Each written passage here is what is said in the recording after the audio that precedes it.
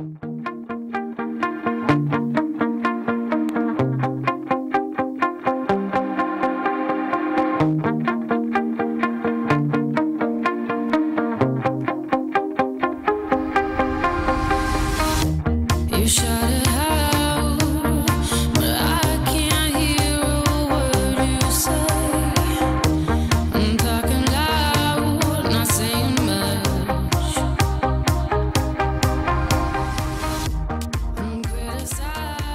morning, everybody, and welcome to the sunrise here on Win TV, Channel 12, and of course, Channel 7. I'm Hansley Ajoda. Working with me this morning, as always, Ace Director Giles Wilson. We got Nigel Paul in studio, and of course, Faraz Ali working audio, Valmiki Rampasad working in Master Control, the incredibly efficient Indira Dukaran, and of course, Lawrence Arjun.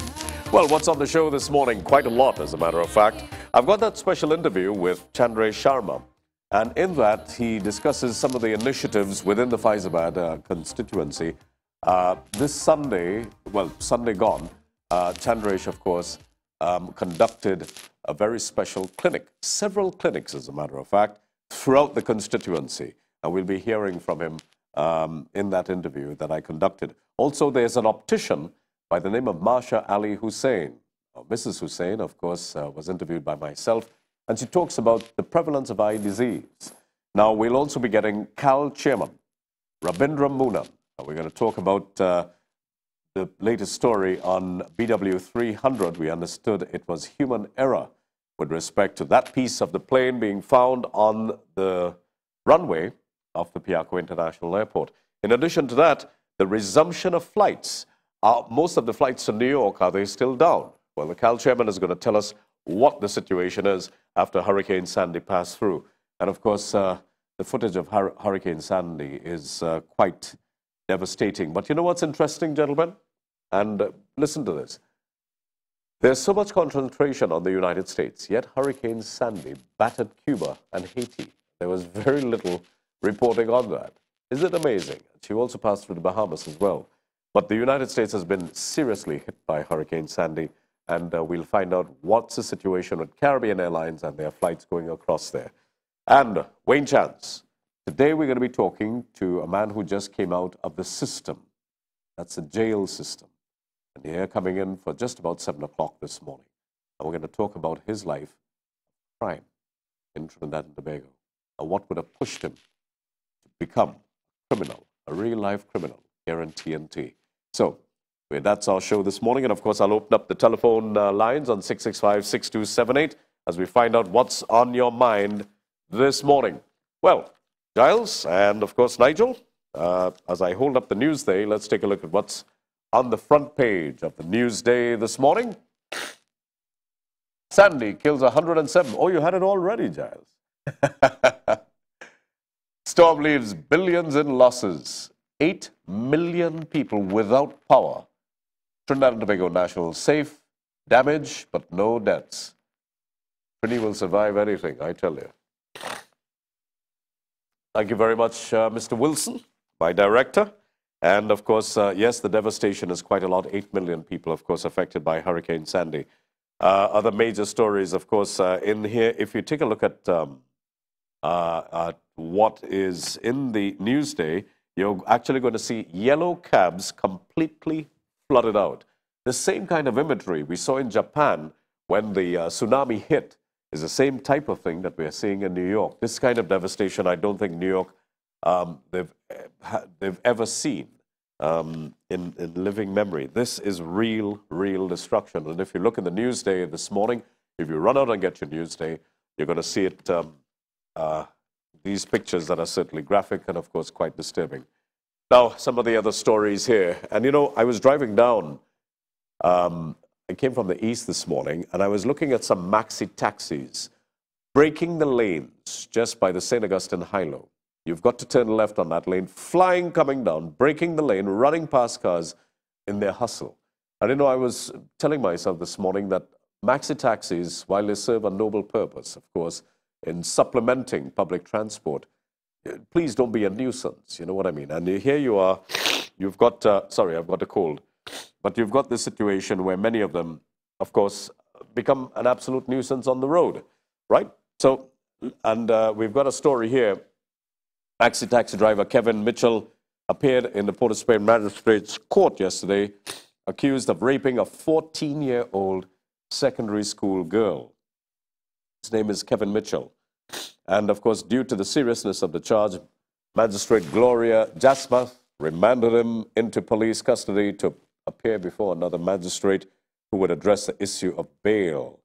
Jasmuth, who presides in the 11th Court, read the charge, which alleges that on Saturday last at a house in Santa Cruz, Mitchell had sexual intercourse with a female. The charge against the 32-year-old man for raping a 14-year-old girl, taxi driver. Again, rape is another story. And these are, I'm going to discuss this with Wayne Chance this morning. Why is there suddenly this prevalence of rape in the society? Northern Division Police are currently pursuing all leads as they hunt down a male suspect who reportedly, listen to this, raped an 82-year-old woman. 82-year-old woman. Yesterday, police reported that at about 5 a.m., an 82-year-old woman who resides at Springland Avenue in Valsayn South was walking along the roadway when she was confronted by a man. The man reportedly grabbed the woman forcefully and after a brief conversation pushed the woman to the ground where he had sexual intercourse with her against her will. Afterwards, the man then jumped into a black wagon motor vehicle which was parked nearby and he fled the scene. Again, yesterday I was talking about what was happening with our senior citizens. Well, Giles, I think I'm going to ask you to take a little break because I'm getting a little runny nose. And with this virus here, we're going to get back with some of the stories on the news. All right? So please stay with us here on The Sunrise. Don't you go away.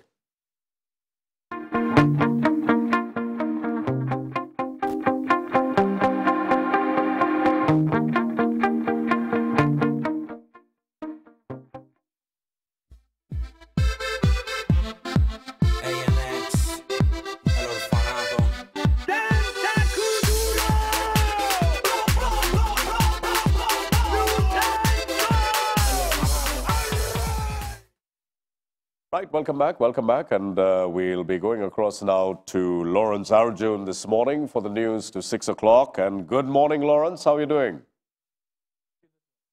Very good, thank you. And I'm just hearing you slightly, but just to let you know, I was discussing some of the stories in the Newsday this morning with respect to rape and the prevalence of rape. I know that you're a university student as well as Indira is a university student. And there was a time when it was a serious case on the university compound.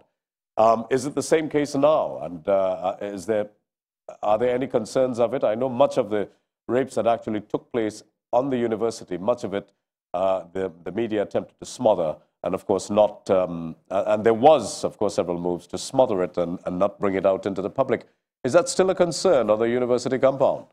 I personally believe that that is still a concern, because I've known of some incidents of rape around the university that has not gotten media attention.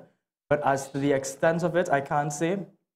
All right, but what are they doing? What have they put in place? I know at one time they had beefed up security. They had increased security around the perimeters of the compound. Is that still ongoing? Well, UE security has been patrolling. They patrol around the area. And the St. Joseph Police, I believe, patrol around the area as well. Because when I go home in the nighttime, I see them patrolling and they slow down when people are passing and they look as if they are doing their job. All right, well, let's hope so. Anyway, it's over to you, Lawrence, and good morning. Morning, Hansley. Thanks again. And if this is the morning news update on the Wind Communication Network, I'm Lawrence Arjun. Good morning, viewers. Trinidad and Tobago Ambassador to the United States, Dr. Neil Parsons, says nationals in the U.S. are safe following the devastation caused by Hurricane Sandy. Speaking to 7 Eyewitness News, Dr. Parsons said that there was flooding all over, debris and power outages. He said that the locals living abroad were affected as their properties were damaged. They weren't spared. They weren't isolated from the event. Right now, the focus is really on the safety and security, and the safety in terms of loss or life or limb, and in terms of accounting for Trinidadians. As at now, there have been no reports of fatalities involving Trinidad and Tobago nationals. As at now, no reports of any loss of limb And that is the focus over the next 48 hours to really ascertain the safety issue. Dr. Parsons said homes and apartments were flooded out, but it was up to the U.S. officials to step in to assist. Services to provide that sort of assistance. Right now, the roads, you cannot go out on the streets. I know it may be lifted by about 2 p.m. Tuesday in Washington, D.C. The times are varying depending on the boroughs you are at in New York to allow a bit of mobility. Said he has received at least 50 calls so far from Trinidadians, but from those living here at home inquiring about their relatives in the United States. Phone lines are down in many instances, landlines are down.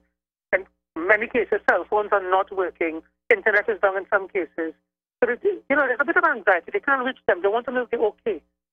So I've been collecting that information. I've given out my email, and let me give it to you. It's nparsan@gmail.com. And my cell number is 202-905-0555. And I'm asking those who want to use it, please text. And several parts of the United States remained under floodwater following the passage of Hurricane Sandy. The devastation caused by this monster storm was visible on Tuesday as many families continue to count their losses. We hear more in this report from the CNN.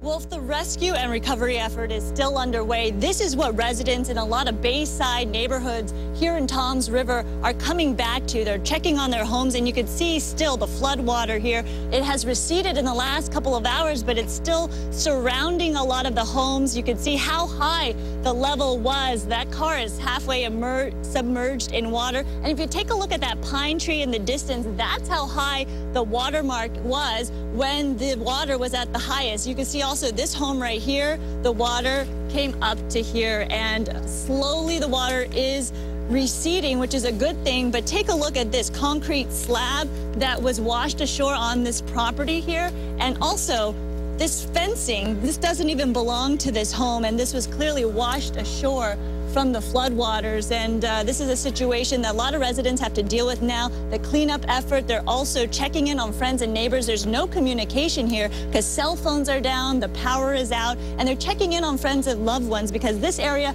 was only under a voluntary evacuation order. And we talked to residents who said they saw the water come up so fast that some of them decided to make a mad dash for it and evacuate their homes. Let's talk to Jack Oliver right now. You've lived here 40 years. 30 years. What was it like during the storm for you? This is your home, actually, and you have other people's debris on your property. What can you do? It's Mother Nature. You know, you can't fight Mother Nature. Was it pretty scary during the storm? Not really. Not really. And you've never seen anything like this, have you, in your community? Not here, no. But did you see the other stuff that washed up? Yeah, we're going to take a look at... Yeah, we're going to take a look at that now because you can see the debris line on his truck, Wolf, right here. The water came up to here, and now you can see residents coming out, neighbors trying to check on their belongings. They're trying to get back into their homes, but obviously with the water level this high, a lot of these homes have suffered a lot of damage, Wolf. And the stock market in New York was closed for yet another day due to Sandy. While New York is dubbed the financial center of the world, the economic impact from the hurricane could rock the already fragile U.S. economy. The New York Stock Exchange started backup testing yesterday in the event that it was unable to reopen today. We have more in this BBC report. The storm may have passed and the extent of the damage is becoming clear. What happens next, though, is not.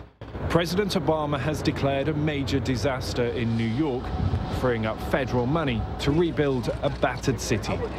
New York is the financial center of the world, but its stock markets are now closed for a second day. Many major financial institutions are without power. Businesses are boarded up and workers are staying at home. The damage could take its toll on an already fragile American economy, denting GDP by as much as 0.2%. The key question is how long-lasting this is, how quickly the people can go back to work, they can start shopping, just go on with their daily lives. And that's a key variable. No one knows the answer to that, and that's going to depend whether this is a minor economic blip or a possibly longer-term negative problem for the economy. But as the Commander-in-Chief, President Obama's next moves will be watched closely. A national crisis has the power to make or break his presidency, especially coming just a week before the election. Fresh in his mind will be the condemnation of George W. Bush when Hurricane Katrina hit in 2005. Then, the authorities were criticized for a lack of preparation and slow relief and rescue efforts. But for Republican contender Mitt Romney, it's an equally difficult challenge. He cannot take control, yet can't look ineffective, nor can he use the hurricane for political gain. The real test will be in the coming days. If residents remain stranded without power and water, their patience will wear thin. Hurricane Sandy was historic.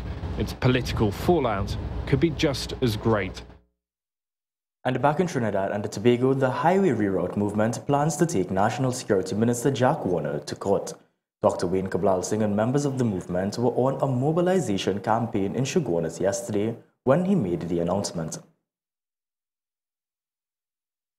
Last week, Sunday, they entered with tractors and bulldozers into private property in Dede, the OAS Constructor, a Brazilian company, who already are doing illegal things in Trinidad and Tobago. They were the sole party to tender for this process. And they entered into private property, traumatized the people for 2 hours, and we are now going to take them to court. So this is to announce that we're going to take them and their cheese and butter partner, Mr. National Security Minister Jack Warner, to court. Dr. Kablalsingh criticized Warner and Attorney General Anand Ramlugan for being partners in official misconduct and illegality. He said that the men have continually attacked law-abiding citizens. Ever since we have launched action against the David and Mondesir Highway, we have acted always within the bounds of law. Ever since the Attorney General, the current Attorney General, and the current Minister of National Security entered this picture, they've attacked us over and over and over again. And more promised legal action as the Tobago House of Assembly is preparing to take the government to court. This comes as the THA wants to enforce the independence vested to it under Act 40 for the forestry and estate lands. According to Secretary of Agriculture, Marine Affairs, Marketing and the Environment, Councillor Gary Melville, there are now 2 competing groups of reforestation activities in Tobago. The National Reforestation and Watershed Rehabilitation Program is in operation under a Memorandum of Understanding since 2005 through community groups in 3 areas employing 100 workers. Melville explained that in line with the THA Act, the MOU was signed between the Ministry of Public Utilities and the Environment and his arm. However, changes were made this year to its mode of operations, replacing community groups with private contractors obtained through other agents in Tobago. Melville added that the MOU between the parties had long expired and therefore there was currently no legal basis for the program's operation. He said there was no communication with the THA on the issue and he had written to the minister but has received no reply. In an immediate response, Minister Singh said the issue originated before he took office, but he plans to meet with Melville to discuss the future of the program. And that brings us to the end of the morning news update on the Wind Communication Network. I'm Lawrence Arjun. Good morning. Thank you very much, Lawrence, and for the news there to 6 o'clock. And of course, you saw the devastation, of course, in the United States. And by the way, just to correct a little faux pas, Dr. Neil Parson is actually the ambassador to the United States, the Trinidad and Tobago ambassador to the United States. Right. So President Barack Obama, of course, will be indeed be tested with this. As you know, Hurricane Katrina, as a matter of fact, impacted on the George Bush administration. Many people said that Hurricane Katrina contributed to George Bush's demise and the Republican demise in that election. Of course, that was a final year. That was a final term for George Bush, but the Republicans couldn't hold office simply because many people said that they didn't quite handle Hurricane Katrina. And of course, I'm sure that Hurricane Sandy would have brought memories of Katrina back. And Barack Obama, of course, how he handles this, no doubt is going to be pivotal to the U.S. elections, which is going to take place next week as people go to the polls. So this is going to be quite critical for him. Coming up in a moment, we'll be running that interview with Chandray Sharma. We've got the CAL chairman, Rabindra Bunan. We'll be going live with him with respect to the resumption of flights to New York, when they're going to be resumed. That's important and quite critical for many people who are stranded at the airport, for those of you who are grounded, as a matter of fact, here, and of course, for those Trinis who are living or who have been staying in New York and wanted to get back home to Trinidad. Of course, we haven't had any reports, and if there are those of you, if you've got family in the United States, in New York, if you can give us a call this morning on 665-6278 and tell us of your experience and, of course, your family's experience there. In addition to that, these and many other stories, whatever is on your mind, we'll take your calls. 665-6278, that's 665-6278. And just some of the other stories running into the news day this morning as we get Chandray Sharma ready. And Giles, if it's okay, we could squeeze in a couple of calls this morning. Attorney General Anand Ramlogan has referred a deal between the Tobago House of Assembly and Milshiv Properties Limited for construction of an administrative complex at the corner of Milford and Sherwin Road, Tobago, to the Integrity Commission and the Acting Commissioner of Police. Now, as we're going into the Tobago House of Assembly elections, we've got Rabindra Bunan on the line. Yes, okay, good. Thank you very much to Indira Dukran. And I'm going to shift my focus on the THA Milshiv deals to what's happening with Caribbean Airlines. Good morning, Mr. Chairman, and thank you so much for taking my call. I can't... All right, Mr. Chairman, I didn't quite hear you. Are you hearing me now? Yes, I am here, Hansley. Good morning to you and your viewers. Thank you so much for taking my call. I know that you had to ground a couple of flights and cancel certain flights to New York. What's the situation with Caribbean Airlines now? Are you resuming flights this morning, or when are you expected to resume? Yes, well, yesterday afternoon, the Federal Aviation Authority gave a limited authorization for flights to resume from JFK today. They have mandated that airlines only operate about 40% of their flights. And as such, we expect during the course of the day to launch flights from Georgetown, Port of Spain, and Kingston into JFK. The airport will be open at 12 noon. And as such, we expect our flights to leave this morning to start arriving at JFK from 2 p.m., 4, and 6. As I said, it's limited, and we are trying our best to service all our airports. We should have one leaving from Georgetown, one from Kingston, and probably 2 or 3, depending on what is the final permission we receive today into New York. How bad is the situation, Mr. Chairman? Have you been able to determine the situation in JFK? How badly the airport itself was affected by Hurricane Sandy? Well, my understanding is that yesterday they had to remove a boat from the runway.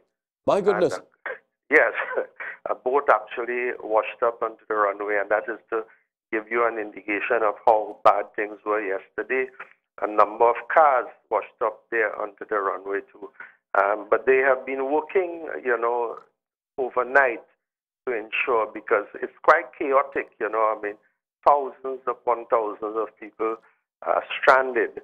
And they're really trying to make, to give as much permission as possible as they continue to improve the type of works that they do. We expect, all things being equal, that by tomorrow we should have more flights into New York, to and from New York. And we may even have to lease a larger aircraft to take care of some of the backlog which we have, particularly from Kingston. There's a huge backlog in Kingston. And what we are doing today, Hansley, is just to have the scheduled flights, the passengers on the scheduled flights today to fly out. So you've got, which means that those on the backlog, as a matter of fact, are still going to have to do some waiting. How badly, how large a number are the people who have been grounded and who were affected by the flights that you cancelled day before yesterday? Well, our preliminary count gave us a figure of about 2,527. Wow. But, you know, there would be some cancellations because people will not be able to leave JFK if they land there to go to their homes because the subways are still not working. And that will be problematic. Those are things we are factoring as we load our flights. Tell me something. Do you have any relatives in New York who are living in New York and who are affected by the storm? Have any of them reported anything to you with respect to how many Trinis have been affected outside of those who are flying, but those who are resident in New York? No, I do not have any relatives there except the vice chairman, your chairman too, Mr. Mohan Jaikar, and I had a text contact with him yesterday. He told me that he's fine except very cold in that there's no electricity returning as yet.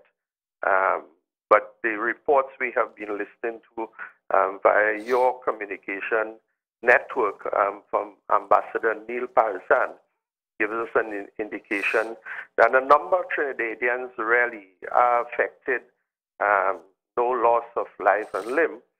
As I told you before, from our standpoint, as far as passengers are concerned, it's over 2,500. Well, you've been managing the system quite well, Mr. Chairman, and I realize that you've been on top of things for quite some time. Yesterday, there was a television report that came out that spoke of BW 300, and they said that after the findings that it was as a result of human error. Is that an accurate report? I have not been given a report as yet.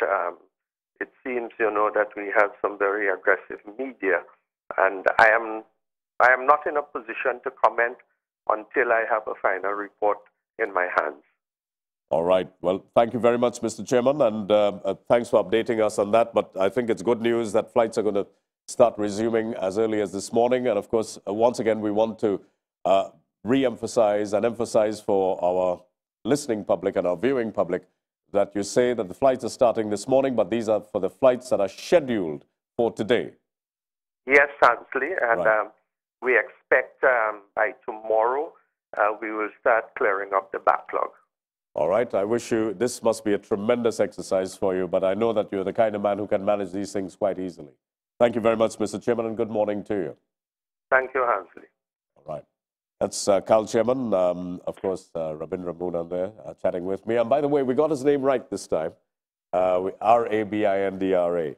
Right, so these are some of the stories that we're going to look at. If you've been affected, if you've got any relatives affected by this, of course, you heard from Mohan Jaikaran. The CAL Chairman spoke to Mohan Jaikaran, who is the chairman of the WIN Communications Group. In addition to that, he's also the vice chairman of Caribbean Airlines. He said that electricity is actually down where he's living, and it's quite cold, as a matter of fact. And if there's anyone else and anyone out there who is viewing this show right now, and you have relatives who've been affected by it, can you give us a call, 665-6278? That's 665-6278. The situation, of course, in the United States is certainly a disastrous one, truly disastrous. As we're getting Chandray Sharma's interview lined up, are we almost ready with that? Yep, almost ready? Okay, we're almost there. So we'll take a couple of calls on 665-6278, 665-6278. Do you have relatives who've been affected by this? Hurricane Sandy, can you tell us what they're saying to you this morning? How badly have they been affected? We understand it's something like 400, is it? 400 is the figure? 400,000 Trinidadians, 8 million people in the, imagine this, almost 8 times the population of Trinidad. 8 million people without power. Of course, Trinidad and Tobago nationals, no loss of life, they're safe, there's damage, but no deaths. And any callers on the line? Yeah. So let's take these callers. Hello, good morning. Good morning. Good morning, ma'am. So nice to see you, Hansley. Thank you. Thank you very much, ma'am. I have a sister who is in Richmond Hill, Queens, New York. Right. That her roof has blown away. The roof was blown off Yeah. in Queens. In Queens, yeah. All right. What's her situation? Well, obviously, she won't be able to stay in the house. They would have evacuated her, right? Yeah, they evacuated her. But it's a three-story building, so some of them, she has tenants on the second floor. And she lives in the basement, but she was evacuated because the water started to seep through underneath the door. So wait a minute. She had to be evacuated after the storm? Yeah, yeah. So she stayed at home? She stayed at home, yeah. So many of the people in Queens were not evacuated. They were just told to stay in their homes? Yeah. All right. But they have electricity and things, but just roof was blown off. But they are safe. Where is she staying now? Where did they take her? Well, I haven't spoken to her as yet because the lines, it's terrible to get through to her. So, Okay. I'm not sure, but I know she's safe. So you've lost phone contact? Yeah. All right, okay. Well, that's the situation, but of course, no loss of life or limb, all right? No, everything is good with her. All right, that's very good news. All right. Just a reminder that the time, it's saying 5 instead of 6. Oh, 6:32. I realize that. Okay. Sorry about that. That's no problem. All right. Good. Guys, can we fix it? We're giving everybody the impression they're still early for work. All right. Thanks a lot, Hans. Thank you. All right. Thank you. You too. All right. 665-6278. That's 665-6278. Let's take another caller. Hello and good morning. No. Okay. Win TV. Yep. Yes. Hi. Good morning. Look, I just want to give you a message here. Your TV is reading, or somebody see they change it. Okay, all right. We're saying 5:33. All right. Yeah, I know. We're going to change it now. It's now 6:33. We just corrected it. Right. Okay. All right. Thank you so much. Yeah. You see, our viewers are quite alert. Let's take this caller, 665-6278. 665-6278. Are we standing by to get that interview with Chandray Sharma? We've got it? Yeah. All right, good. Thank you, Nigel. So let's go to this interview now, and then we'll take some of your calls afterwards. Remember, we'll be talking to a man who has been involved in a life of crime. He's going to tell us his story coming up. It's going to be an amazing story. And, of course, we've also got one by Marsha, an optician. We're going to talk to her as well. We're going to run that interview, as a matter of fact, during the course of the morning period. Let's go to this interview with Chandray Sharma. I spoke to him on Sunday down in the Faizabad constituency. And this is what he had to say about these clinics that he's been conducting for many of the people who don't have access. Or, well, it's just simply part of the philanthropic exercise of so many people who continue to work within the community, those in the business community and the medical fraternity as well. Let's go to this interview. Thank you so much for Win TV. First of all, what's the rationale behind this initiative of yours? Ansley, I want to thank you very much for coming and to really thank Trinidad and Tobago. This is truly a blessed country. This is our 20th community clinic. We have been doing this for the last 20 years. To date, we have hosted 385 clinics and seen 43,000 people. Free services, all provided by good doctors over the last 20 years. Next to me is Dr. Stephen Ramrup, who was with me in 1991 when we started. Dr. Bodo was a medical student some years later, and he's from the village and has come back to serve as he has done over the last few years. And we have 8 centers today, coming all the way from Port au Prince, Dr. Samantha Bagan. And every person who have helped today are volunteers, the doctors, the lawyers, the pharmacists, the social workers, the police officers, the business advisors. And what we have attempted to do is to really add value to people's life. And this is perhaps the most effective way. What it does, it allows an entire family to come to one of our centers and obtain medical, legal, simple thing as doing a will. Somebody wanting to register a business, somebody needing to know how to get a loan to go into business, somebody trying to get a visa to travel, or they want to find out what scholarships are available, or somebody want a house grant, whatever it is. Our business is to add value to the lives of people. And one of the best ways to do it is to get the communities involved, to make sure that this caring, and this is why Trinidad and Tobago remains outstanding. It allows us to demonstrate our care for each other. Because today, we have had close to 200 volunteers in our 8 centers. In fact, we were very blessed. 34 doctors volunteered today. It means that in Trinidad and Tobago, which does not obtain in any other part of the world, we can care for each other. We have been able to export this as well. Because in the last 20 years, we have had a number of doctors, for instance, or a number of lawyers or social activists or business people who have migrated to the major cities of the world. In fact, this morning, there was a similar exercise in London. It started with somebody who had worked with us for 5 years. 2 weeks ago, it was in Florida. A couple of days ago, it was in Toronto. And the point is that we can export this small little Trinidad and Tobago having this impact. It also means that for the persons in the community, they become more aware, which is important. One of the things we did a survey some time ago, visited 1,000 homes. The scientific statistical requirement was 695 homes. But we did 1,000 homes, and we discovered in many homes they were receiving medication, tablets for instance, and not using it, which wasn't making sense.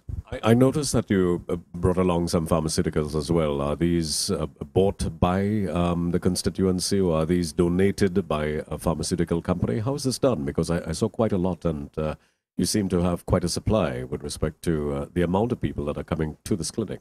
Most of it is donated. Over the years, we have established very good working relationship with the different drug companies, and they are aware of our work. We also audit the work. We make sure that the pharmacists, they will do a report. The doctors will do a report. And that way we can make sure that drugs are prescribed in the first instance. And it not only it is handed out, the pharmacist has a discussion. In fact, I was sharing with Dr. Bodo and the other doctors this morning. We had a person who was using a tablet that was costing $42, which is supposed to be a very good tablet. Not being a doctor, I can't say the value of it. But the patient complained that the tablet was not effective. And then we discovered the person was taking the tablet with grapefruit juice, and there was a negative effect. We make the pharmacist tell them, you need to take it with water before meals, after meals. You need to maintain your schedule of the medication. Sometimes people are given tablets for 5 or 6 days, and after 2 days they start to feel better because we have very good doctors, and they want to stop the course. That does not make sense. How often is this going to be done in the constituency? Once a year, but we have referrals on a daily basis. Persons who come to our offices, Dr. Stephen Ramrup, when he was in private practice up to 2 years ago, would have seen, based on our records, 1,400 patients for us at no cost. Dr. Bodo, who has a private practice, he sees patients on our behalf. We do a lot of referral. We now have Dr. Samantha Bagan, who's in St. Clair in Port of Spain, and she has agreed to see persons because most times persons who can't afford better will come to us. They say they will apply for legal services. Somebody is wanting to establish a business. Somebody wants to find out how to export goods or how to import goods. Different persons come and offer their services. You mentioned, well, of course, people in the medical field like Dr. Bagan, Dr. Ramrup, Dr. Bodo, but you were also talking about people who would give them legal advice, etc. Who are these people who are involved in these other exercises? All the legal advice is by lawyers. This morning we had Winston Sinat, we had Brian Baig, we had Govind Hariprasad, we had Sushma Gopi Singh. Those are the names that come to my mind. We have a doctor who works at Granville Health Center, Dr. Parasram, and he volunteered. Again, what will happen is that when Dr. Parasram, for instance, this is his first community clinic, when he sees this, he'd be able to get it into other areas as well, because somebody else will ask him. What we are hoping that will come out of this is that more communities will engage in this approach. What it does, it promotes good, healthy living, it promotes community activity, it reduces crime, it creates in the minds of others. And some parties are accompanied by persons who can help. Dr. Bodo is accompanied here by his spouse this morning, and she's an accountant. And immediately I engaged her and I said, would you be willing to help persons register their businesses? And yes, and that's the kind of network we have. Now, I know that a couple of years ago, and now it's been implemented in full, the government setting up mediation centers within different communities. And obviously these mediation centers, while they take care of first-time offenders and some minor crimes, etc., do you think that they could also serve this purpose of advising people legally? And also, from what I'm seeing here, there's also a need to probably step up primary health care within the Faizabad constituency because there's clearly a need.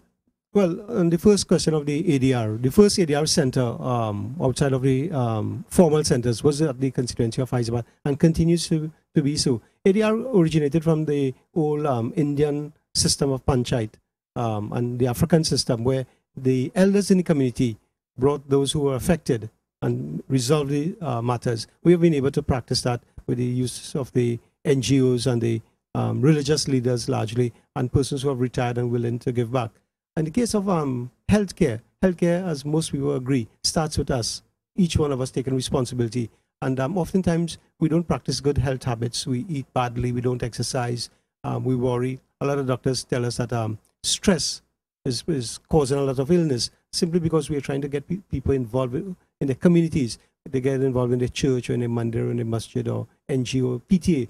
And in Faizabad, we do a lot of that. So we try to put the entire package. We want you to live a good life. It's not just making sure you get a doctor. We want you to eat well. We want you to exercise. We want you to get enough sleep. We want you to work intelligently. We want you to be involved in the community. We want to minimize. You recall there are about 400,000 cases in the courts of Trinidad and Tobago. ADR can work very well. But can we also avoid persons having to go to court? And the short answer is yes, if more committees get involved. We ask all our professionals to lend services. So when the person goes to the doctor and they claim, they go for perhaps a headache, it might be a stress-related, something that's causing it, but it might be because of a domestic situation where they're not talking to the neighbors or there's some dispute with a neighbor or a relative. And if that could be resolved, then they may not necessarily have to go to the doctor. So we approach it from that point of view. Sometimes it may be a business person who is not managing his business well, or doesn't have the services of an accountant, or doesn't know where to go and get a loan. We will come in, and that may reduce his stress, may reduce his visit to the doctor, may reduce him going to the hospital. Again, it's a total package.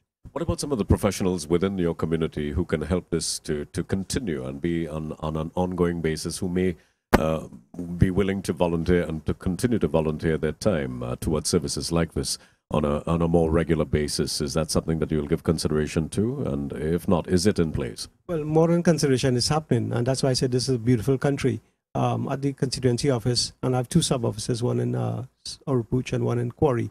It's manned largely by volunteers. So as soon as somebody retires, I capture them. But a police officer, doctors don't retire, by the way, lawyers, school principals, they are very important resource persons in our communities, and they volunteer. They also want something to engage them in a very intelligent, practical way. So the offices is open every day. There's a flow of people. Most members of parliament are in the offices 1 day per week. So it means to say the other days, it has to be taken care of. So a simple thing, 2 days ago, we had somebody who had a relative died in Texas. They would need to know how to get the body here. Immediately, we could respond and put this paperwork in place, and we can network. It's a costly, but it can be a very disturbing exercise for somebody who doesn't know how to do it. Sometimes you may have an emergency where somebody needs to get blood, for instance, and they don't know where to go. So obviously, you go back to the community.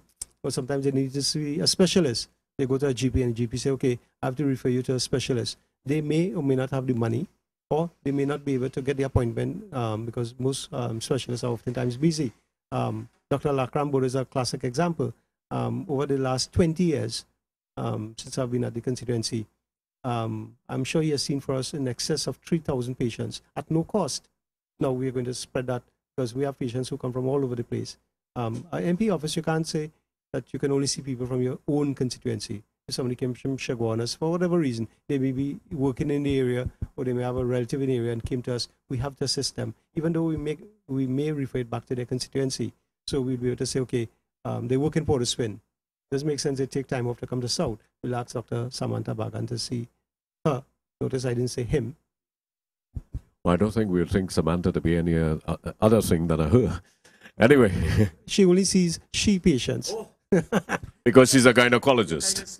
Yeah, I realize that, gynecologist. Okay, and that's the interview there. And you see, that's really noble work ongoing in the Faizabad constituency. Of course, that was back on Sunday. Imagine he brought a gynecologist down. I saw quite a lot of pharmaceuticals there as well. Medication for diabetes, hypertension, etc. And that's good news for a lot of those people. But I think more so, we've got to see greater primary health care in many of the rural communities. As you know, rural neglect was certainly the order of the day for quite some time here in Trinidad. And what I'm beginning to witness from what I'm seeing with this government is this ongoing push towards improving many of the rural communities that were severely neglected in the past. So that's good news. Let's go to this day in history now, and very interesting story. This is one that may be close to the hearts of many people. She visited Trinidad, but on this day, Indira Gandhi was assassinated on October 31st back in 1984. On this day in Indian history, the Prime Minister was assassinated by two of her own bodyguards. Both Sikh bodyguards emptied their guns as Gandhi, on Mrs. Gandhi, as she walked to her office in New Delhi. Although the two surrendered, they were both shot in a subsequent scuffle. The guards were killed, where one died, but the other was convicted and executed in 1989 for the murder. So one was killed in the scuffle. Indira Gandhi was the daughter of the first Prime Minister of India, of course, Jawaharlal Nehru. She rose to power back in 1966, fighting many of the problems which existed under British rule. In June 1984, she ordered an army raid on a Sikh temple in Punjab to flush out armed Sikh extremists. That's the move that is blamed for her assassination. And as both bodyguards were also Sikh, didn't go down quite well with the Sikh community. Following Gandhi's assassination, riots broke out in New Delhi, and more than 1,000 innocent Sikhs were killed in indiscriminate attacks over the course of 2 days. Gandhi's son succeeded her as Prime Minister. And of course, you know, he was assassinated as well. As a matter of fact, I'm not sure how many members of that family are still alive. Sonia Gandhi, of course, the wife of Rajiv, is still alive. And she served in Parliament for some time. Also on this day in history, Hurricane Hattie strikes Belize back in 1961. In light of the current devastation brought on by Superstorm Sandy, we remember those who lost their lives due to Hurricane Hattie. Hurricane Hattie swept Belize on this day in 1961, killing over 400 people and leaving thousands homeless. Almost half of Belize City was demolished by the storm. It was the strongest storm to hit Belize to date. With accurate weather predictions still in their infancy, an attempted evacuation was only partially successful. The Barry Islands were totally submerged by the storm upsurge. Hattie also brought a 12-foot surge to the mainland, flattening all buildings near the shore. I tell you, Stan Creek, which was a small fishing village on the coast near Belize City, was completely destroyed.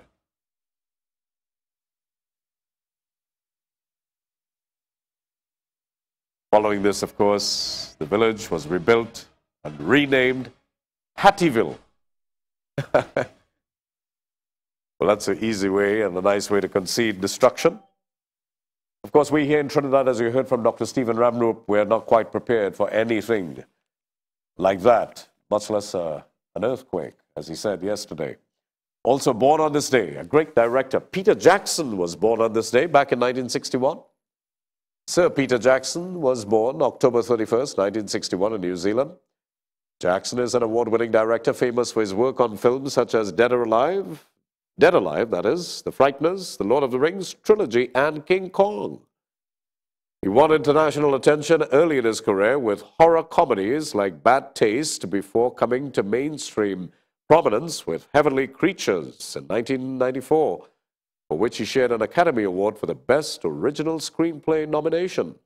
Jackson has been awarded 3 Academy Awards in his career, including the award for Best Director. In 2003, he also won the BAFTA, Golden Globe, and Saturn Award for Best Direction the same year his films came out. Yeah, of course, he's well known for some films like King Kong, The Lovely Bones, District 9, and most recently, The Adventures of Tintin. Jackson is also producing the Hobbit trilogy, of course. That Hobbit trilogy is something that follows, of course, Lord of the Rings. He was made a Companion of the New Zealand Order of Merit in 2002, and he was later knighted by the Governor-General in April of 2010. Peter Jackson, born on this day, great director.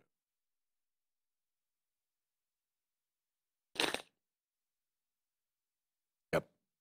Well, we're going to take a break, Giles, if we could take a little break, and then when we come back, we're going to take some of your calls on 665-6278. That's 665-6278. Remember, Wayne Chance is going to be coming in. We're going to be talking to a real-life criminal this morning and his life of crime and what compelled him to get into that. In addition to that, I'll be talking to Wayne about rapists in Trinidad. We're starting to see more crimes against senior citizens. As we read in the newspaper this morning, an 82-year-old woman in South Valsayn was raped while walking along the road. Some vehicle pulled up and they dragged her into nearby bushes. Why are we starting to see more and more rapes taking place in the country? What drives a rapist from the discussions that Wayne would have with these individuals? So we'll be right back after this. Don't you go away. We'll take your calls. Get to your telephones now, 665-6278. Thank you.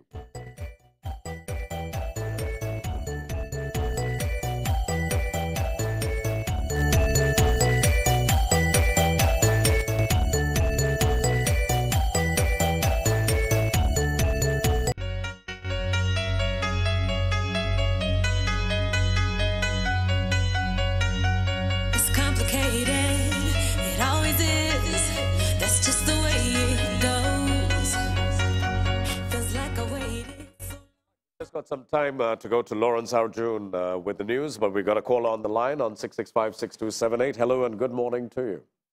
Good morning, Hansley. Good morning, ma'am. How are you this morning? I've got the virus. Oh, you don't look as if you have the virus.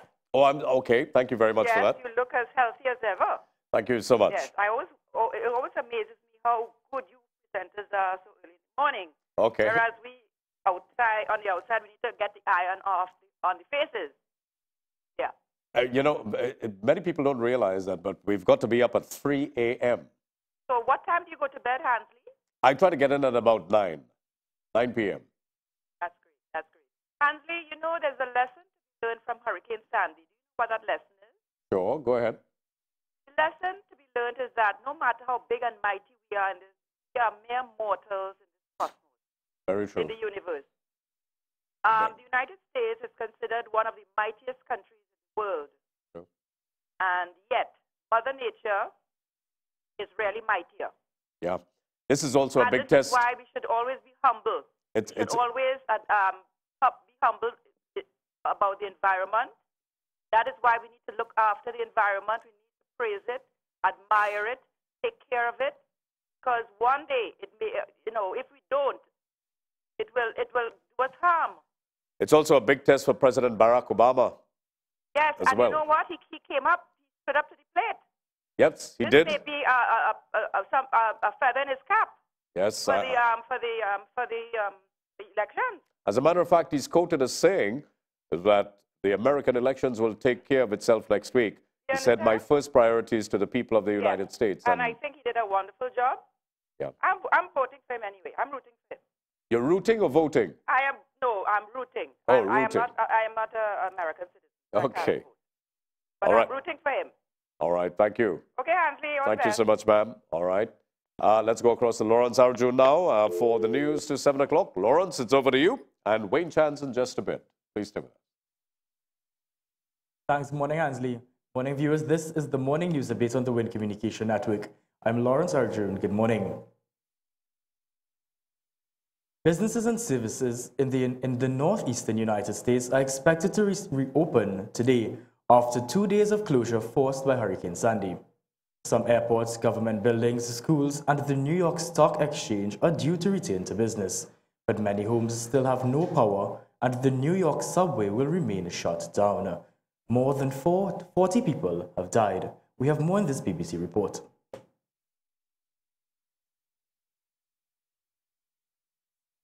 Manhattan's skyline just a shadow of itself. Water is still everywhere, in the subways and the tunnels. Above ground, the trains aren't running either. This was a devastating storm, maybe the worst that we have ever experienced. Our first responders have been doing a heroic job protecting our city and saving lives, and they are still fighting fires and conducting life-saving search and rescue missions, and we owe them an enormous debt of gratitude. All day, people surveyed the damage, the worst of it in the city's boroughs like Staten Island. When they tell you to stay inside, stay inside. Sandy is now pushing inland. Blizzards are paralyzing areas of West Virginia, North Carolina, and Tennessee. President Barack Obama has warned that the storm isn't over. My instructions to the federal agency has been, do not figure out why we can't do something. I want you to figure out how we do something. I want you to cut through red tape. I want you to cut through bureaucracy. There's no excuse for inaction at this point. I want every agency to lean forward and to make sure that we are getting the resources where they're needed as quickly as possible. The president will tour Atlantic City in New Jersey later. This is where the storm came ashore Monday night, leaving devastation in its wake. Barack Obama is off the campaign trail for now, but in the cynical game of politics, the images of the president in command doing his job are invaluable. His efforts have been praised by the New Jersey governor, Chris Christie, a Republican. The Republican candidate to the White House, Mitt Romney, turned his campaign stops into storm relief events, hoping to stay in the picture. I'd like to ask you who are here today to think about making a contribution to the Red Cross or to another relief agency, to be of help if you possibly can in any way you can imagine to help those that are in harm's way. But no one knows how Hurricane Sandy will impact Election Day in a week, especially if millions are still without power. The storm has caused some $20 billion in damages, another $30 billion in economic losses. In the financial heart of the country, the floodwaters that poured into the subway will be the biggest obstacle to recovery. This vibrant, resilient city is going to try to regain a sense of normality today. The New York Stock Exchange is hoping to reopen. Some bus services will resume. But as you can tell from the water in the tunnel behind me, there is still a long, wet road ahead.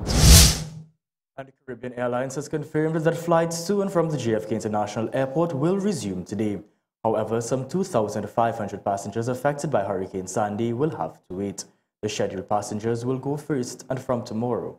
Carl will address the backlog of passengers on flights from October 28th to 30th.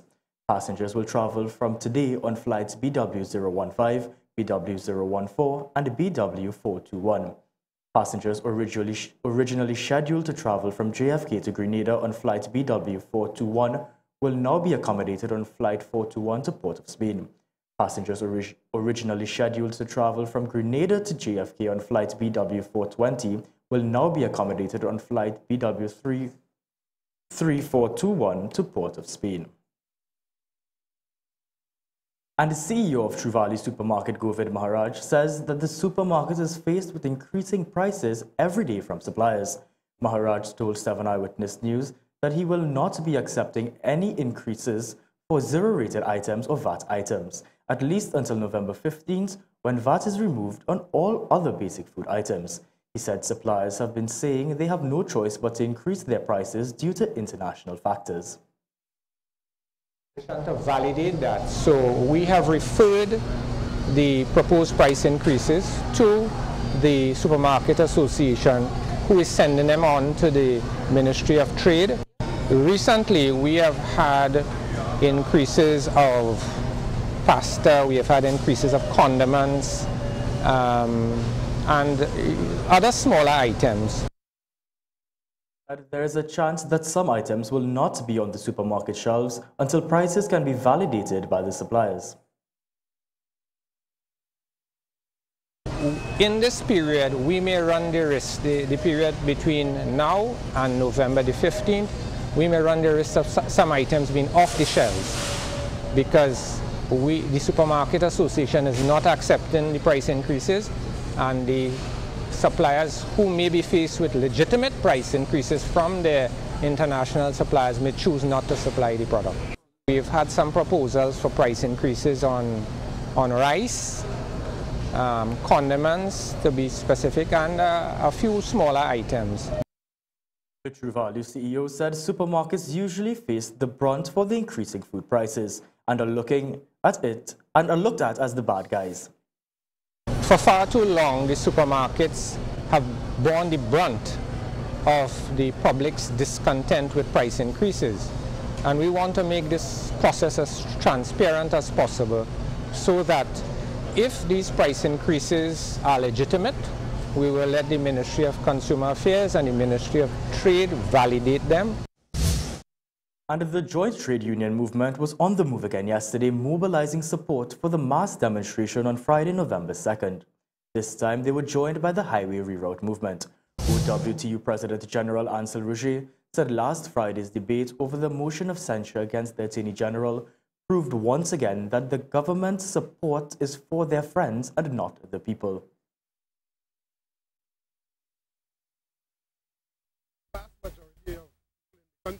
As decent, law-abiding citizens who want to see the country go good.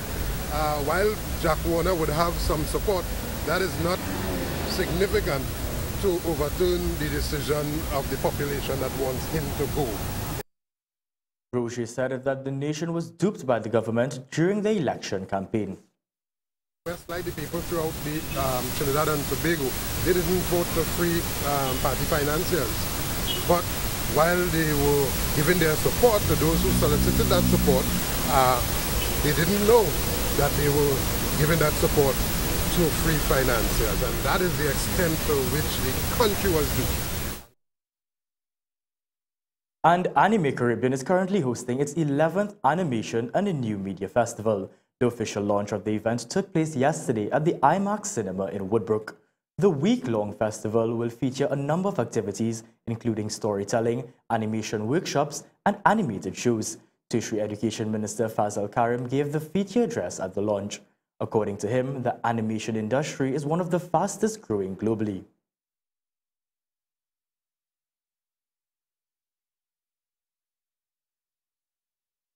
The animation industry is considered as one of the fastest growing industries globally, with significant opportunities for all.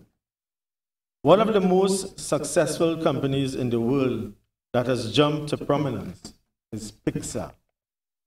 Mr. Karim said over the years, many animation companies have been changing their business models to meet the demand of its customers.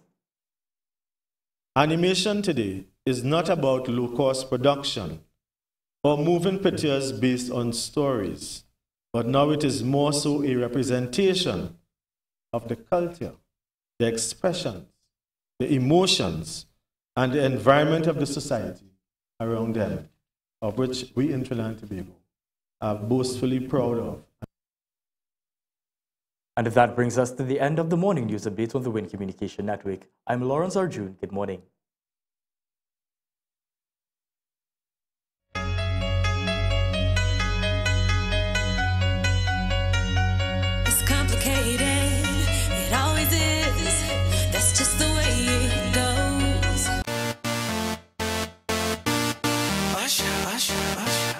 Yeah, man. So we back in the club with the bodies rocking from side to side, side to side. And welcome back, everybody, to WIN TV's Sunrise on Channel 12 and, of course, Channel 7. As I've been promising you, Wayne Chance is my guest this morning, and he brought in someone very special, someone who was a member of the United States Army, a veteran in the United States Army. And let me welcome Wayne and, of course, Larry Austin to the studio this morning. Good morning, Larry. Thank you. Good morning, Wayne. Thank you very much for coming down here this morning on the show. Gentlemen, Wayne, first of all, just introduce a guest to me and tell me a little bit about his life and his career. Well, Hansley, as you know, we are in the business of assisting persons when they are deported from different parts of the world.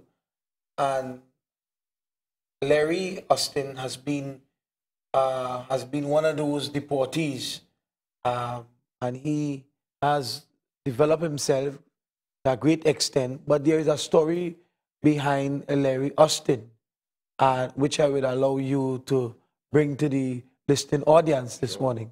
No problem. Larry, I know that you're a veteran in the United States Army. You've been living in the United States for quite some time. Tell me about your life there, and when did you actually leave Trinidad? Yes. Mr. Joda, first I want to say thanks for inviting me, and I'm so honored to be here with you and Wayne. And I know in the past I've always heard about Hansel Joda, that you had been instrumental in Mr. Chance's development as far as TV and radio, what have you. So again, it's an honor to be here. Thank you. I left Trinidad when I was 12 years old. I went to the United States. When I was 19, I enrolled in the United States Army and spent 25 years in the Army. As a result of being in the Army, I was able to get a bachelor's degree in journalism. Right. Later on, at some point, I was convicted for for gun running, what you may call gun running. That is sale. Which state? In Texas. In Texas. Right. That was while I was in the military. And that was the reason for my deportation. Why did you get into gun running? Well, at the time, that's a very good question. I'm glad you asked it. At the time, when you see other soldiers that are making regular military pay, let's say an E7, E7 is supposed to make, at that time, probably about $40,000, and you see friends or whatever, colleagues. $40,000 a year? Yeah, US a year, at that particular time when I was in. And they have swimming pools, they have cars, whatever, and you know, at that time, it was just a distraction for me, and I saw an opportunity, and some guys from the squad came, and you know, we tried to make some extra money because everybody was doing it, because the guns, the weapons were available in logistics, whatever the case may be. So I took a chance. As a result, I was convicted, only served 16 months, because it was honorably discharged, and because of my years in service, the federal judge only gave me 16 months. Describe this life of gun running, and what exactly is that, for those of us not in the know? Sure.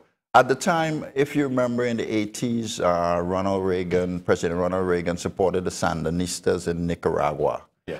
And the Sandinistas, they were fighting against the Contras, and they needed weapons, and he decided to fund the Contras. The Sandinistas was more leftist communists. Right. So we saw an opportunity through Mexico. Of course, Texas, where I was, there are a lot of Mexican gangs and what have you. And we saw an opportunity where we could make some money, and we did. Okay, so you supplied the rebels with guns. Right. Ultimately, that's what happened. What you do is sell guns or weapons to the Mexican gangs, cartels. They were just developing at that time, yes. And they would in turn sell to the Contras or the Sandinistas. Now you saw live combat. Where did you serve while you were in the army? Well, you can be in the army and never see combat. I had an opportunity to go to Iraq. I was in Basra, which is southern province of Iraq. And we were deployed there for about 3 months. Right, and I saw combat very late. That was when we first went in Gulf War I, if you remember. Yes, I remember that. That was 1990, was it? 1990, yeah. Exactly. Yeah. And no, actually it was 91. Right. Yeah. Okay. And we went in. When George Bush gave the order. First George Bush, right? George Bush won, like we like to call President Bush. And I saw combat. It was limited. And after we got out and were deployed at a later date. How bad was it in Iraq? What was the experience in Iraq for you? Well, the experience in Iraq is when you're in combat, it's a very humbling experience, because you know at any time that is live fire. This is not training. When you train at Fort Jackson, it is the weapon is not live. You know, you get a chance to come back and this drill sergeant may say, well, okay, that approach was wrong. You should have gone this way to take the hill. You should have used this approach, this technique. But in combat, you don't have those conveniences. You don't have time for assessment and saying, well, you know, okay, stop, you know. Right, not at all, because you know at any point you see like Hector Santiago, he got some shrapnel wounds. Yeah. You realize, listen, this is it. You know, this could be it. And it's a very humbling experience for you between life and death. What was your specific training in the United States Army? I was a 91 Delta. First, I was a 91 Bravo, which is for infantrymen. Fort Bravo, the famous Fort Bravo? No, but it's 91 Bravo 91B, okay. Right. 91B. Yeah, you have different MOSs and you have different numbers assigned to them. I was an infantry soldier, and later on you graduate to 91 Delta, where you use more advanced weapons as you get to be a more experienced soldier. Now, you know, here in Trinidad, we have a situation with guns on the streets. And you've had many opportunities, I suppose, through Vision and Mission to assess the situation here in Trinidad. What do you think is actually contributing, especially for someone who's been involved in gun running in the United States? But here in Trinidad, we also have a similar type situation of guns coming in. And just as you supply the Mexican gangs here in Trinidad have access to guns. Have you all had a chance to observe and find out where's the source of it all, where it's all coming from? Well, you know, Mr. Joda, once there's a law in economics that says once there's a demand, someone is going to supply. And there's a big demand in Trinidad and Tobago for weapons, whether it be for gangs, whether it be to protect turf or whatever the case may be. But in Trinidad and Tobago right now, the problem with guns, you're always going to find a supplier, whether it be Venezuela or wherever it's coming from, but it's going to come in. And I imagine that's a big concern for this government at this time. Do you think it's coming? Have you been able to determine where these guns are coming from? Wayne, can you add to that? Where some of these guns are coming from? Well, Larry, have I hit a particular point? Venezuela, other sources, through the, that kind of runnings, shipment and handling of different type of exporting and importing situation. But I can't identify specifically, say, well, it's Hansley and Joda bringing it in. But these are the means in which these guns are coming in. Yeah. I just omitted to say something and to ask you something, Larry, and I just want to get back to it. You've got a family in the United States? Yes. You have a wife? I have an ex-wife in the United States. American girl? Or, yes, American. All my children are American children. I've been there, I was there 37 years. Right. So you had to leave your kids behind? Right. I had to leave my kids behind. Was that difficult for you? Very difficult. And Mr. Joda, a lot of people don't understand the plight of deportees. Can you imagine you live in Trinidad and someone tells you you have to go to, let's say, Cuba, Grenada, you have to go to another country, and you've left all your family behind, all the memories. It's very difficult. A lot of deportees have problems adjusting to that. And that's why I think you see a lot of deportees. Some can't take it if you don't get some kind of intervention in terms of counseling to deal with that, because your whole life is spent in the United States. And because of your crime or whatever, it's just a suffering. It's self-inflicted, of course, but it's something that is very difficult to adjust to. Very few people can do that, and we have men at Vision and Mission that do that all the time. They get it right away. Listen, I've done this. This is the consequence. Let me get on with my life, and they come to Vision and Mission. And of course, being at Vision and Mission, we have this cocoon where we have deportees and their support and men that you can talk to, but it's a very serious problem. I just want to continue isolating your experience a little bit here.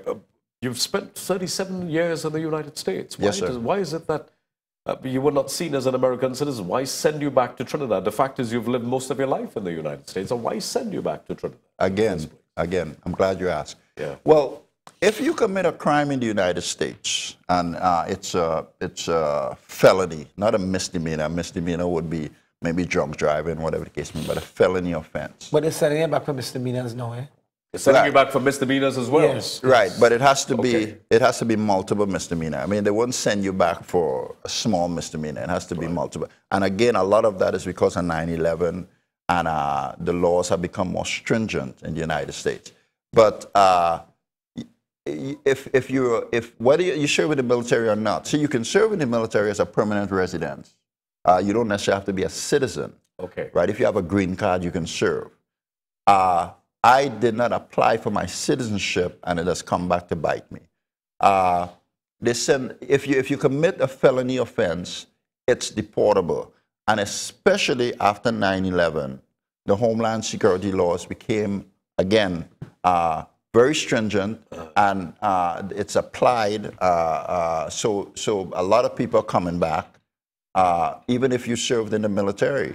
You know, and in my case, because I served 25 years with a very good record, even the judge that sent me back told the two opposing lawyers, find somewhere to keep Sergeant Austin.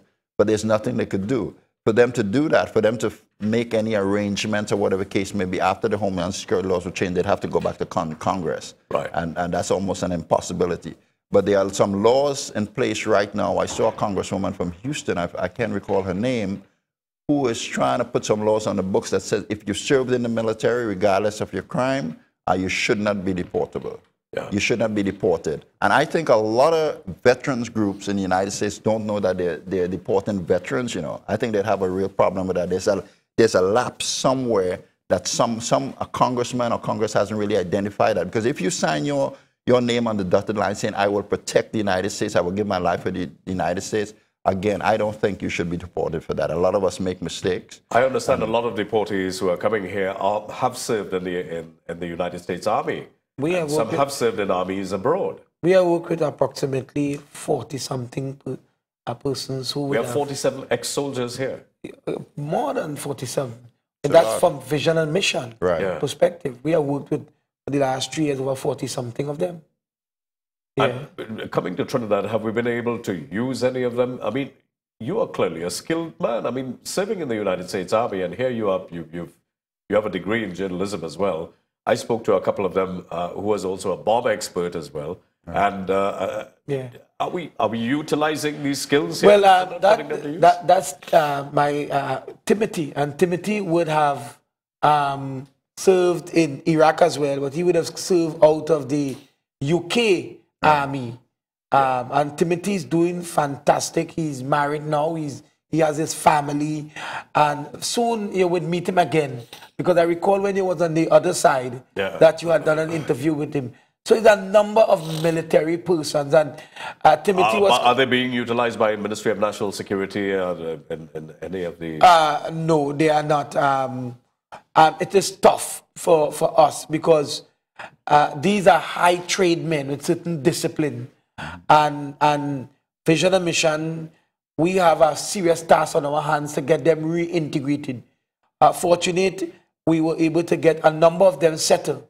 But we still have major challenges, because some of them are put on CPEP, some minor jobs, and it is really creating some impact. So what are you hoping for? That the government will recognize these skills and, of course, use them for higher things rather than just doing CPEP work, right? Am I correct? Well, I don't want to come across as though we are condemning the whole operation of CPEP. I am saying there are guys like Larry. We were able to get Larry into producing. So he worked with another media house in helping produce a show, right? Because of his training in journalism and so forth, and editing. He used to write for a newspaper in the U.S. So which newspaper is this? Record Tribune General. Okay. Record Tribune Herald, sorry. So that's coming out of Waco, Texas. Right. It's the same. It's the same paper, if you recall, who broke the Branch Davidian story with David Koresh years ago. Right. Years ago. Who committed suicide and burnt up the building and fought off American Texas FBI forces, FBI. Right. We were right there on the ground floor with that story, and that's what Waco Tribune Herald is famous for. That paper, medium-sized city, medium-sized paper. Yeah. But I think we did a good job in exposing that and bringing it to the forefront. David Koresh, of course, thought he was the next Jesus Christ. Right. The last Messiah. Called himself. So some of these soldiers are actually in the CPEP program. Well, that's certainly laudable on the part of the government, but I'm sure that you would like to see their skills I am talking about where vision and mission is concerned in getting these guys employment, the struggles, because we prefer to have an arranged situation.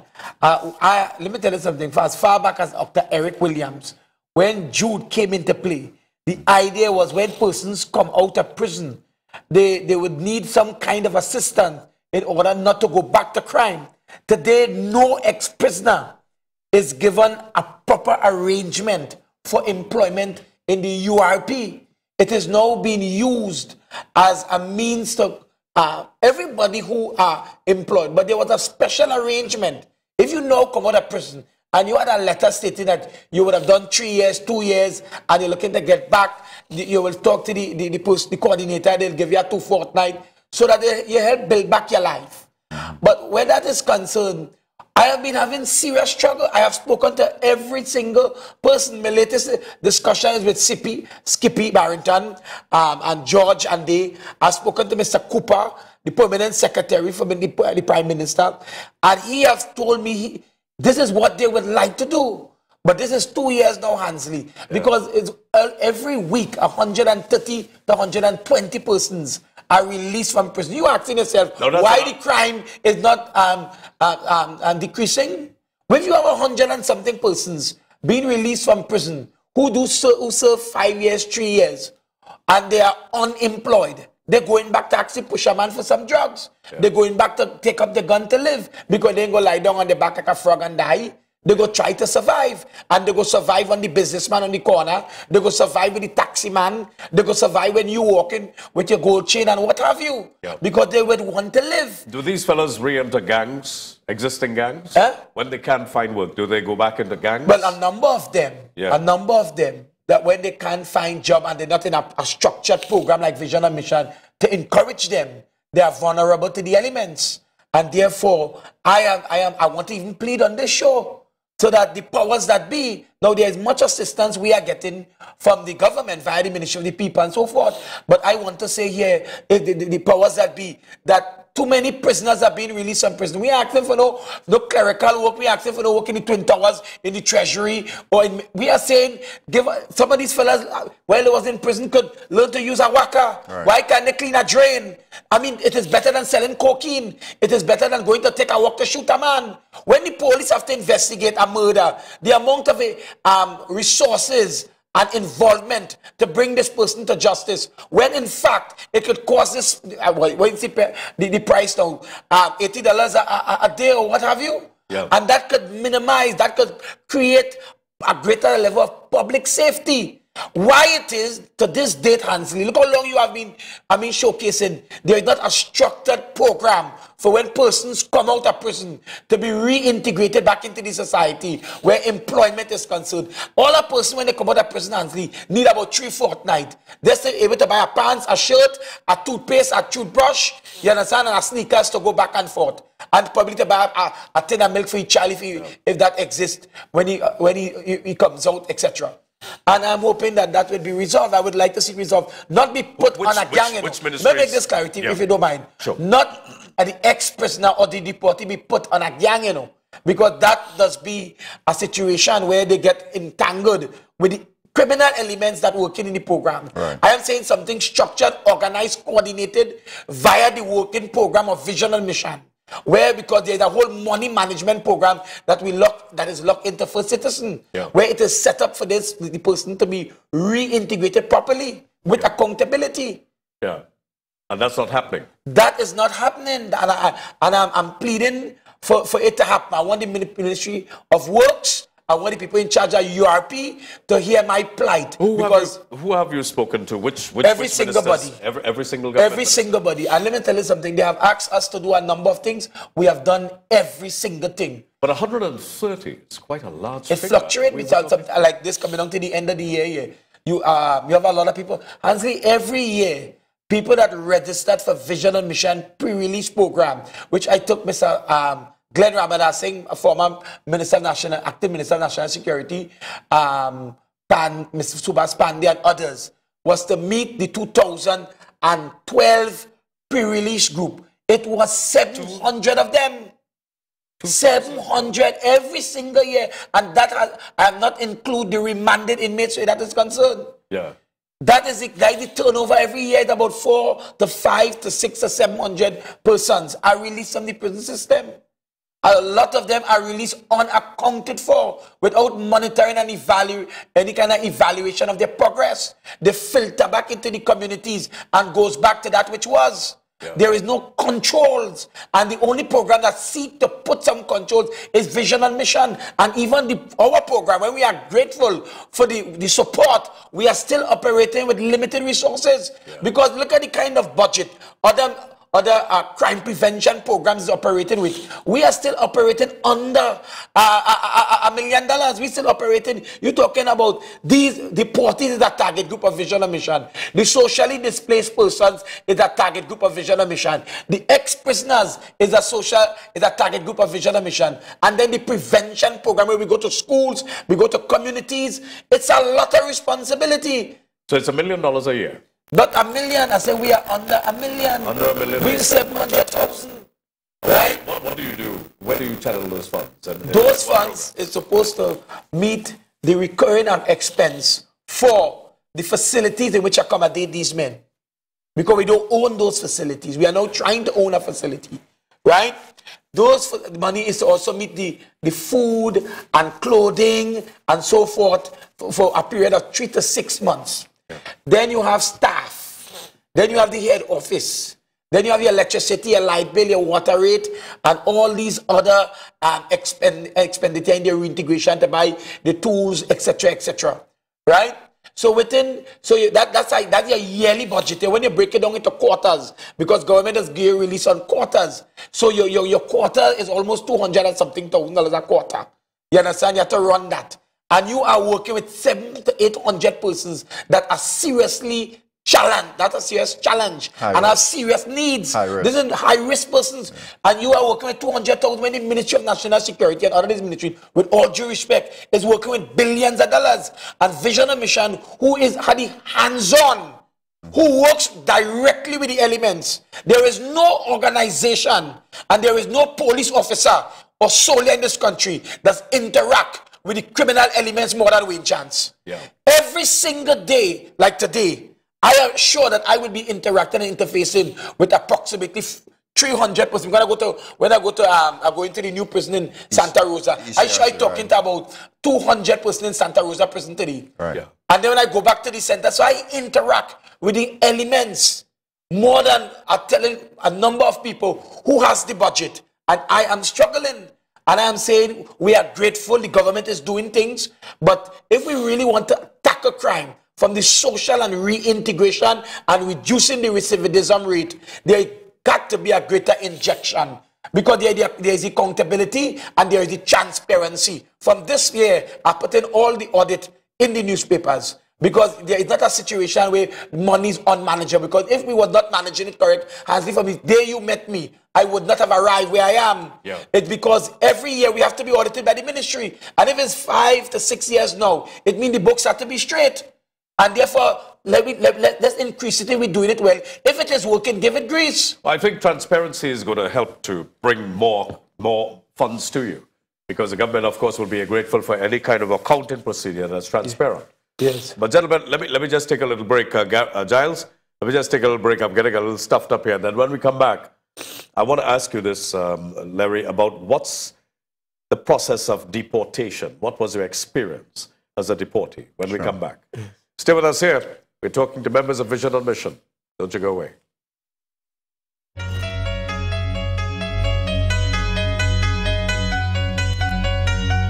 It's complicated. It always is. That's just the way it goes. Usher, usher, usher. Yeah, man. So we back in the club with the bodies rocking from side to side. Right, welcome back, and with me, Wayne Chance, and of course, Larry Austin, a veteran of the United States Army, and of course, a deportee. He also, of course, is a senior member of the Vision and Mission Group. Larry, just before we took the break, I asked you the question, and by the way, Giles, I'll open up the telephone lines on 665-6278, 665-6278, for those who are interested in talking to both these gentlemen here this morning. What's the life of a deportee? What exactly is the process of being deported? So you were caught with gun running as a member of the United States Army. When you were caught, what then? You were taken to court, you were convicted, and then it was decided that you would be deported. What was your experience? You go to an immigration detention center. In my case, it was in Houston.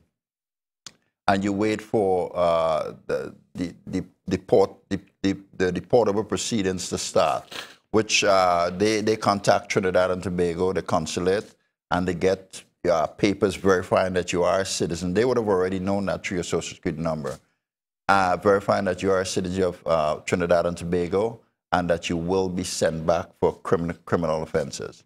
While you're waiting for that paperwork, you're in the immigration center, you have an opportunity to appeal. You have an opportunity. And one thing about the United States, they provide services. Any prisoner, there's a law library right there. It's amazing how expensive law library. Some guys who are fighting their cases can be there all day. Some guys in the United States become almost lawyers over the years, especially the ones who are big. You know that, right? Did you know that? Yes. They become lawyers. I mean, they just spend all of their time and the knowledge that they get. But you go through that process.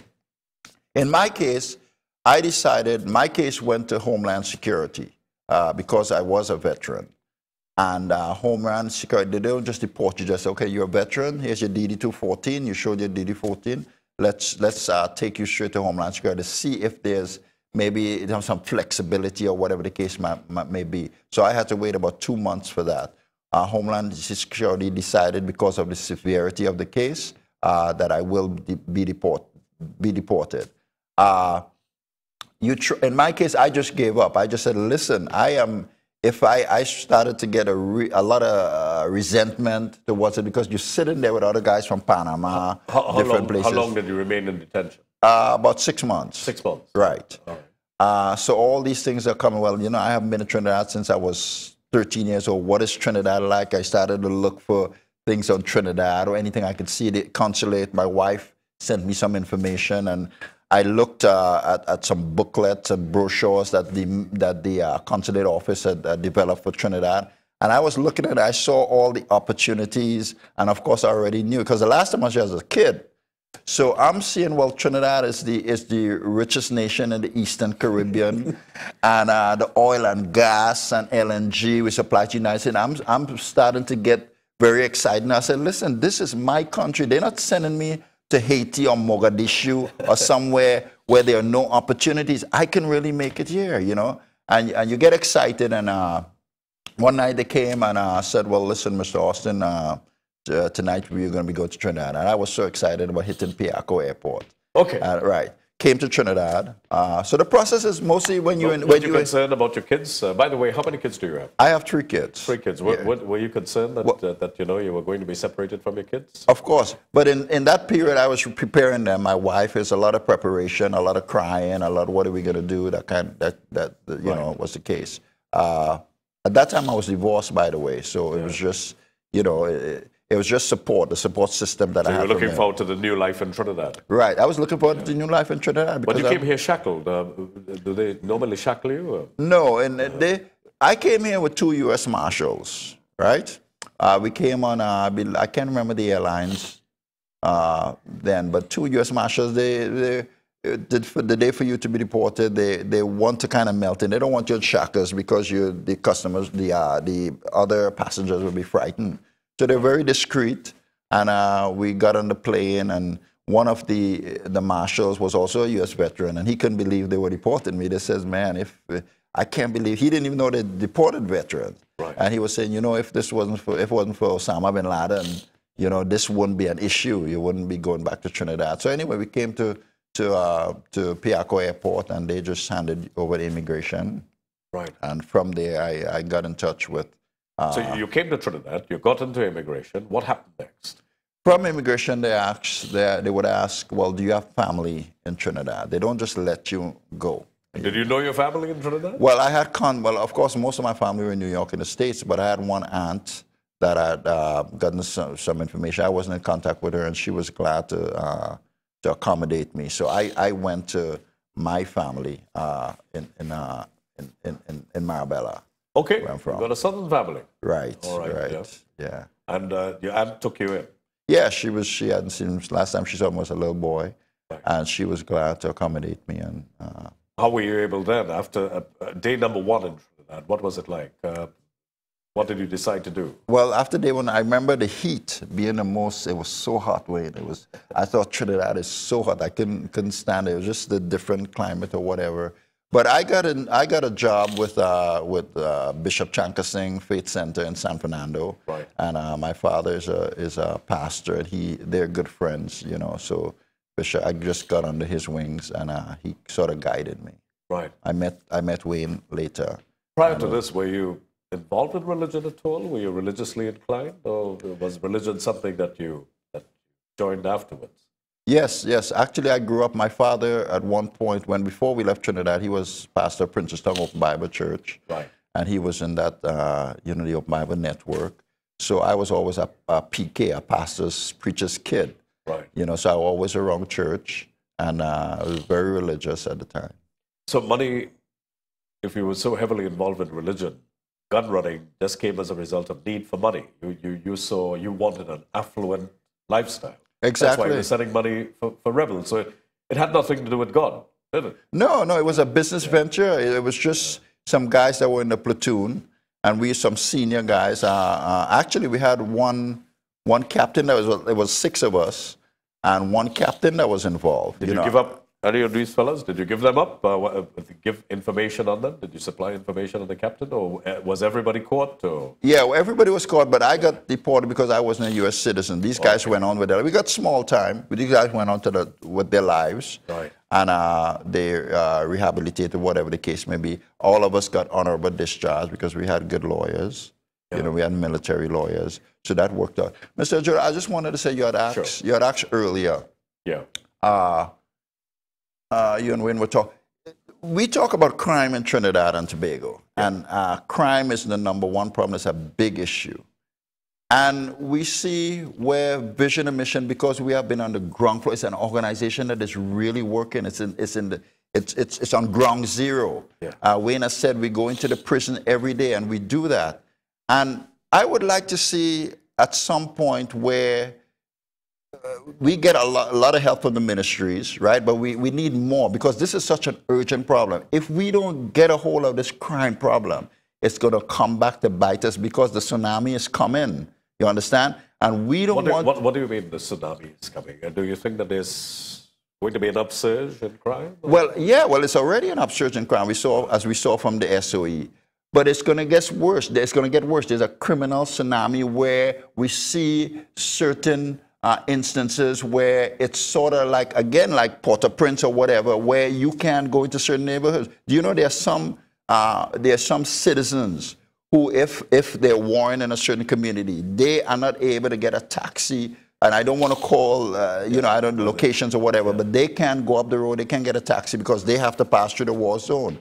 So the gangs, they pretty much control, and you will see at some point the breakdown of the criminal justice system. There's a reason for war, for warring factions. There's always a reason. People don't war unless if there's a goal to attain, unless if there's some kind of prize at the end of it, or the victory is going to mean something. Do you agree? Yes. What are they warring over? What's the fighting over? When you will tell yourself in some of these communities, there is a lot of cocaine or drugs or what have you, and that is creating the conflict.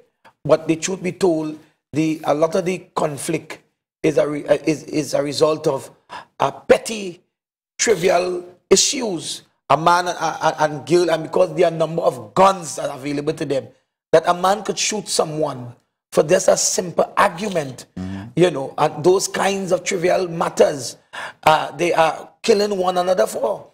And it is because of a lack of intervention. And these people feel a sense of what sort of intervention? Emptiness. An intervention by who? Intervention by persons who can make... There was a time in Trinidad and Tobago that you could have meet pastors. I mean, there are still people who are there. A number of people who would come into your community and do programs and try to get the youth involved. But because of the height in violence now, people are kind of standoff. But you need to get into the community, because you just can't go into the communities and they say, okay, look some goodies, look some sweeties, behave yourself, because they go suck it out. Yeah. You understand? And they go one more. And then they go develop a syndrome where they don't want to become independent, but they look out for the sweetie steady. So you have to teach these fellas and get them to understand certain things. And they would need a people, a grouping that can go in and do that kind of intervention so that they can have a greater appreciation of contributing to the society and understanding their realities and their position. Well, some of them are willing to sit by and get their $69 a day. I mean, the government got certainly a baptism of fire when they suddenly realized giving people $69 for working the 4 hours, all of a sudden everybody turned on the entire program. You saw that in the news. No, that's a great initiative, but I'm saying that need to be complemented with other types of intervention. You just can't say, look at job. Employment don't solve the issue of crime, because people are receiving this. It's not because they get a job. I'm working in this program. Employment is just a means to an end. It's not the end. It is just a means. So if you give a man, people going to prison already have skills. Right. They went to school, they're born in jail. So they was employed when they committed the crime. Right. He was a soldier when he committed the crime. So there's a value that you need to teach people. There's an understanding of contentment. You understand? And who you are as a citizen, and how you need to cherish your country, how you need to protect it. Those kind of patriotism kind of development is not there. So we need values education to be taught. Yeah, and sometimes the people who you tell yourself to go to deliver it, because they say, well, listen, we need to get a PhD and so forth to go and deliver these things. They have a part to play in the program, but you need to have the ground soldiers. You have to see it as like the military. There are people who goes into the war, and there are people who stay on top to direct the war. The person on top cannot. It's like the Wayne Chance and the others who goes down in the corners and the crevice of the communities in the block and meet that fella while he have a gun in the waist, while he's smoking a weed, and able to convince him to turn that page in his life. But the delinquency is quite high. I think that this government needs to bite the bullet now. Yeah. We've got to stop fellas from loitering. They can't be walking down the road bareback anymore with half the pants coming down the bottom and that kind of thing. We've got to stop. We've got to put in laws where we have to stop them for indecent exposure and all those small laws. Yes.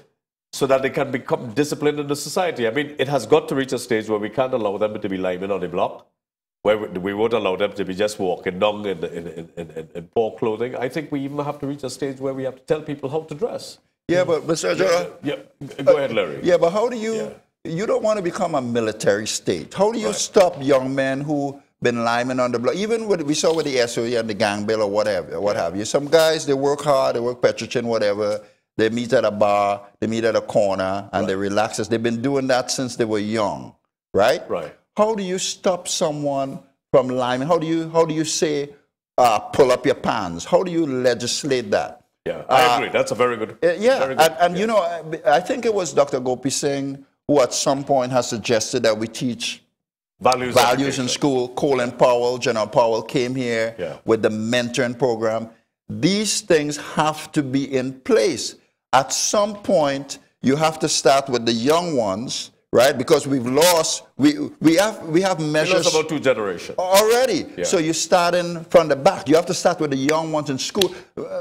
Mr. Ajora, I remember I went to Naparima. Can I just take this call? Sure, go ahead. You attended Naparima College? Yes, I went to Okay, Naparima. let me take this caller. Hello, good morning. Hi. Morning, sir. Good morning to your guest there, Wayne Chan. Morning. I know Wayne Chan. Always follow him when I can. Very hard, enthusiastic gentleman who's trying to help these people, and he works in the trenches. I know him, Mr. Lutchman, and so on. Having said all of that, I want to make a suggestion through you, Mr. Hansley. Sure. The problem that we have in that society, in that area of society, is the fact that we don't have mentors to go in there. We don't use that system to go in there and deal with these people. For example, we know, what's his name, Mr. Leroy Clark. He's considered a living legend in this country, and I agree with that. You don't see people like him going in this area when there's problems and speak to brothers. You know, you got to put your hands down. You got to learn to rethink and blah blah blah. You don't see people. I think we got to use people like these. You know, the Pan Man, late Bertie Marshall passed on last week or what it was. I don't see them using these kind of people to go in there and reach out to them. I can't see a Hansley or Joda going inside there and talking to them, but maybe a Daily Knock could go in. You understand what I'm saying? Yeah. You can't put a Ricky Jai to go in there, but why not a David Rudder? Yeah, but Hansley or Joda was the one who went to talk to Wayne Chance and everybody in Vision and Mission in the early days. I saw when on the news clip when these people heard about the money, they did not give it a chance. They got up en masse. You can see it was pre-arranged. I saw that the people were just waiting to get up and walk out en masse for the cameras, because there were people who were sitting there waiting, you know, and the cameras did not focus on them. So everything was pre-arranged. But and you now know, you're hearing people agreeing with the plan. Let me bring something to you. Why shouldn't a Ricky Jai go and talk to these young men? Well, good question. You see, they will identify with someone who they recognize. No, see, what you're trying to say is someone who looks like them. I know when I saw Trini, I could recognize him. I felt good. You understand? I could recognize a Trini and identify with him. So I felt good. But when I worked with I could not, in mine times, I did not see a black man on the TV. Right? So now you're seeing a lot of black people on the TV and away. So you can identify with that, and you feel more comfortable. But they will not identify with a Ricky Jai. Not that anything is wrong with using it there, but from how I analyze it, I could be wrong. I'm no MBA person, but if you use your own, then it's somebody they can identify with. Now, you understand what I'm saying? Is that true, Wayne? Because when we started Vision on Mission, the boys didn't identify with me as an Indian. No. Ansley, I'm going to say something that is painful. Yeah. My mother is a black woman. You know her. Yes. Very well. And my father is an East Indian man. Yeah. So it's very difficult for me to choose either side. Because I love my both parents. Now, but the truth be told, the problem of the African is the African. That the African have a serious problem in helping their own. And when they rise, they have a problem in interacting with the very own. They kind of give a standoff and talk from a distance and use all kind of language. You understand? They get caught up with that. Let me tell you something. The majority of people involved in crime, we have a great percentage of African person. But you, as an East Indian person, Vision and Mission would have had it started with TTT there. After the next time Vision and Mission was known to the public was Ramesh Lawrence Maharaj. The next time Vision and Mission got an office, it was Hari Harinarayan. The next time Vision and Mission get a support, it was Mrs. Christine Kangaloo. And let me tell you something. If you go down the history, the man who stand up in Vision and Mission, which the majority of people is African, is Angie Benjamin, William Lutchman, and you have the Commissioner of Prison, Mr. John Roger, and others. But look at the input of Indian people in the work of rehabilitation of ex-prisoners, which the majority is black. I am yet to see people like William Monroe and others, you understand, African brothers, do a greater input or put a greater input in the development and the salvation of the African community, right? Of the African community. Even the greater involvement from a governmental perspective has come from this government. Whenever I say that, I am Rochance, this and that, right. But it should be told the greatest support that ex-prisoners have gotten where reintegration is concerned is from this government. Yeah. Am I lying? It's the truth. Look at the books. Look at the books. The greatest support from the ex-prisoners and reintegration has come from this government, and the government, the PNM government, which I'm not a political, I'm apolitical, but I have to measure, and I have to say it as it is. And I don't mean to say that I have anything against anybody, but I am saying we as a nation have to get together, and the black people too have to come in and help their brothers and sisters. Well, we're going to start wrapping here. And thanks a lot, gentlemen, for being here. Thanks to Giles and everybody. Take care of yourselves. We'll catch you next week, Wayne. Yes.